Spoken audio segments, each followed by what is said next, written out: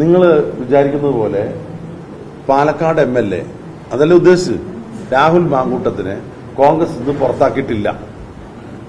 കോൺഗ്രസിന്റെ പ്രാഥമിക അംഗത്വത്തിൽ നിന്നും അദ്ദേഹം പുറത്താക്കിയിട്ടില്ല. അദ്ദേഹം UDFന്റെ MLA ആണ് ഇന്നും. എന്താണ് നടപടി? ആ നടപടി എന്തെന്നറിയാതെ ചില പത്രമാധ്യമ സുഹൃത്തുക്കൾ രാഹുലിന്റെ പിന്നാലെ ഓടുകയാണ്. എന്തിനാണ് ഈ ഓട്ടം? അദ്ദേഹം UDFന്റെ MLA ആണ്.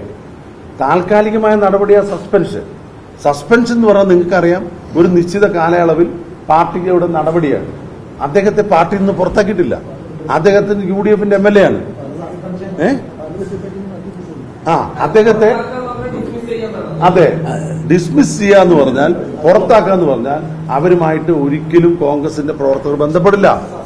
സസ്പെൻഷൻ കാലാവധി കഴിഞ്ഞിട്ടില്ല.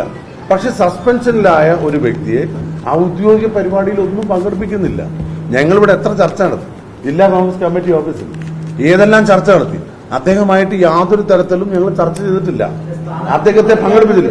ഈ രാഹുൽ മാങ്കൂട്ടത്തിൽ UDFന്റെ സ്ഥാനാർത്ഥികളെ വിജയിപ്പിക്കാൻ നടക്കുമ്പോൾ എന്തിനാ ചില കോണുകളിൽ അസ്വസ്ഥതയുള്ളത്? എന്താ കാര്യം? അദ്ദേഹത്തിനെതിരെ നിയമപരമായ വല്ല നടപടി ഈ സമൂഹത്തിലുണ്ടോ?